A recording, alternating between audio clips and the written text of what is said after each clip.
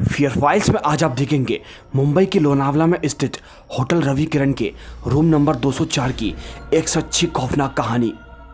उस होटल के room number 204 के अंदर कई ऐसी अजीबोगरीब घटनाएं लोगों के साथ घट चुकी हैं, जिसे देखने के बाद उस होटल का मैनेजर उस कमरे पर हमेशा हमेशा के लिए ताला लगाने पर मजबूर हो गया।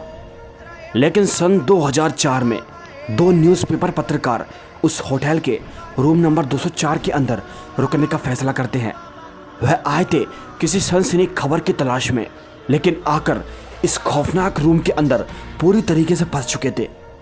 उनके साथ जो हुआ, जिसे देखने और सुनने के बाद आपकी रूह बड़ी ही बुरी तरीके से कांप जाएगी। आखिर क्या हुआ उन लोगों के साथ? क्या वो उस रूम के अंदर से बाहर निकल पाएंगे या हमेशा हमेशा के लिए उसी रूम के अंदर फंसे रह जाएंगे? ये जानने के लिए देखते रहिए फियर फाइल्स, डर की सच्ची तस्वीरें। कहानी की शुरुआत में हम अंकुश और नैना को देखते हैं, जहां वह दोनों होटल रवि किरण के अंदर एंटर हो जाते हैं। उस होटल के अंदर जाने के बाद अंकुश उस होटल के बेल बॉय से बात करने लगता है, जहां अंकुश उससे ये कहने लगता है कि हमें रूम नंबर 204 की चाबी चाहिए। लेकिन जब वो होटल का बेल बॉय अंकुश की ये बात सुनता है तो वो उससे बहुत ही डरकर ये कहने लगता है, क्या हुआ साहब, आपको मरना है क्या? माफ करना, पर मैं उस रूम की चाबी नहीं दे सकता। लेकिन अंकुश उस होटल के बेल बॉय को पैसों का लालच देता है, लेकिन कुछ पैसों में भी वो तैयार नहीं होता। लेकिन फिर अंकुश उसको ज्यादा पैसे देता है और फिर देखते देखते वह उस होटल के बेल बॉय को मना लेते हैं और उससे रूम नंबर 204 की चाबी लेकर उसी रूम की तरफ आगे की तरफ बढ़ने लगते हैं। दोस्तों, वो लोग नहीं जानते थे कि वो लोग अपनी ज़िंदगी के अंदर कितनी बड़ी गलती कर रहे हैं, क्योंकि आज तक जो कोई भी इस होटल के रूम के अंदर रुका है वो जिंदा वापस नहीं लौटा। खैर, ये दोनों उस रूम की तरफ बढ़ने लगते हैं और थोड़ा सा दूर चलने के बाद ये फाइनली उस रूम के पास पहुंच जाते हैं, जहां अंकुश चाबी के जरिए उस रूम को खोलने की कोशिश करता है। लेकिन आपको ये सुनकर बहुत ही ज्यादा हैरानी होगी दोस्तों, वो रूम खुलने का नाम ही नहीं ले रहा था। जब अंकुश से वो रूम नहीं खुला तो फिर नैना उस रूम को खोलने की कोशिश करती है और फाइनली वो रूम भी खुल जाता है। बहुत ही अजीब सी बात है, अंकुश के खोलने पर वो रूम नहीं खुला, लेकिन नैना ने एक बार में ही उस रूम को खोल दिया। वो दोनों उस रूम के अंदर एंटर हो जाते हैं और उस कमरे का दरवाजा अपने आप ही बंद हो जाता है। उस रूम के अंदर जाने के बाद उस रूम के अंदर एक बहुत ही अजीब सा सन्नाटा छाया हुआ था, जहां अंकुश उस रूम को देखकर यह कहता है कि कितना अच्छा रूम है, बढ़िया बेड है, टीवी है, और क्या ही चाहिए। लोगों ने फालतू में इस रूम को बदनाम कर दिया है। जब वह दोनों उस रूम के अंदर गए थे तभी वहां पर रखी हुई घड़ी के अंदर 1:15 बज रहे थे। उस रूम के अंदर जाने के बाद वह दोनों के दोनों सबसे पहले तो उस रूम को अच्छे से देखने लगते हैं। उसके बाद फिर पूरा रूम देखने के बाद अंकुश कहने लगता है, क्या यार, खोदा पहाड़ और निकला चूहा। इस रूम के अंदर तो कुछ भी इंटरेस्टिंग चीज नहीं है, ये तो नॉर्मल रूमों की तरह एकदम बोरिंग है। उसके बाद तभी नैना उससे कहती है, अभी जो दिख रहा है उसी को क्लिक कर ले। उसके बाद फिर अंकुश अपना कैमरा उठाकर उसी रूम की फोटोज क्लिक करना शुरू कर देता है। वह जगह जगह जाकर फोटोज खींचने लगता है। फोटोज क्लिक करने के बाद नैना अंकुश से बोलती है, यहां तो वाकई में कुछ नहीं है यार, तू सच कह रहा था। अगर यहाँ भूत प्रेत और आत्मा नहीं है तो हम उनको इनवाइट कर सकते हैं। तभी अंकुश उससे पूछता है कि आखिर तू क्या कह रही है, मुझे कुछ भी समझ नहीं आ रहा। उसके बाद नैना एक गेम के जरिए आत्माओं को बुलाने की कोशिश करती है। वो काफी देर तक ऐसा ही करती है, लेकिन उसके काफी देर ऐसा करने के बावजूद भी वहां पर कोई नहीं आता। उसके बाद फिर अंकुश उससे बोलता है, अरे बस कर यार, यहां पर कुछ भी नहीं है।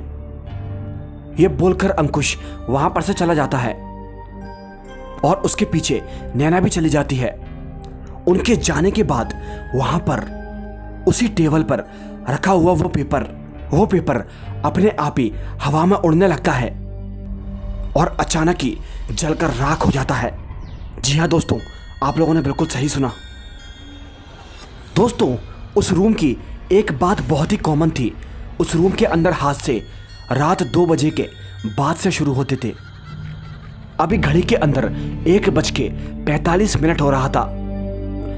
उसके बाद फिर वह दोनों के दोनों उस रूम के अंदर थोड़ा सा वक्त काट लेते हैं और दोस्तों तभी देखते ही देखते घड़ी के अंदर टाइम हो जाता है रात के 2 बजे का। 2 बजे के बाद वहां शुरू होती है दहशत।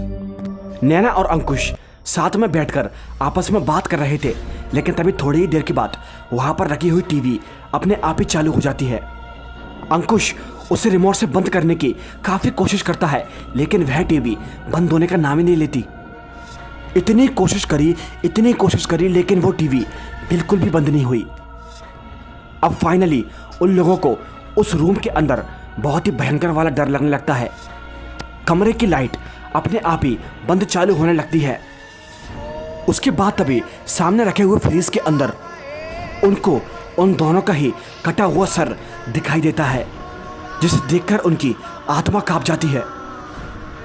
उसके बाद तभी वह दोनों आहिस्ता आहिस्ता डरे सहमे उस जगह से दूसरी जगह पर जाते हैं। दोस्तों, अब उन दोनों को इस रूम के अंदर बहुत ही डर लग रहा था। नैना एक आईने के पास पहुंचती है। उसके बाद उसने जो देखा, जैसे देखती तो उसके पैरों तलों जमीन खिसक जाती है। उस आईने के अंदर उसको एक काली सी परछाई दिखाई देती है और जब वह फौरन ही डरकर पीछे मुड़कर देखती है तो उसे कोई भी नहीं दिखता। उसके बाद तभी नैना वहां से चली जाती है फोटोज को देखने के लिए, और तभी अंकुश वहीं पर लगे हुए नल से अपना मुंह धो रहा था, लेकिन तभी उसे अपने आसपास किसी और के होने का एहसास हो रहा था। अंकुश बहुत ही डर जाता है दोस्तों। तभी वो डरा सहमा वहां पर देखता है कि आखिर वहां पर क्या है, लेकिन वाटप के पास जाकर जैसे ही वो उसका पर्दा खींचता है, उसको वाटप के अंदर खून दिखाई देता है, जिसे देखकर अंकुश जोर से चीखने लगता है और नैना को अपने पास बुलाता है। और जब भागते भागते नैना उसके पास आती है, तभी अचानक उस वाटप के अंदर रखा हुआ खून अपने आप ही पानी में बदल जाता है। नैना उससे कहती है, यहां पर खून कहां है, पानी ही तो है। उसके बाद तभी अंकुश वहां से भागने लगता है और नैना से कहता है कि मैं जा रहा हूं यहां से, मैं 1 मिनट भी यहां पर नहीं रुकूंगा। नैना तो सही कह रही थी, यहां पर कुछ तो है, हमें यहां से अभी भागना होगा। लेकिन तभी नैना उससे कहती है, अरे लेकिन हमारे आर्टिकल का क्या होगा। तभी अंकुश उससे बोलता है, आर्टिकल गया भाड़ में, हम आर्टिकल के अंदर अपने मन से बनाकर लिख देंगे, लेकिन फिलहाल अभी हमें यहां से निकलना होगा। अगर तुझे चलना है तो चल, वरना मैं अकेला यहां से जा रहा हूं, मुझे एक पल भी यहां पर नहीं रुकना।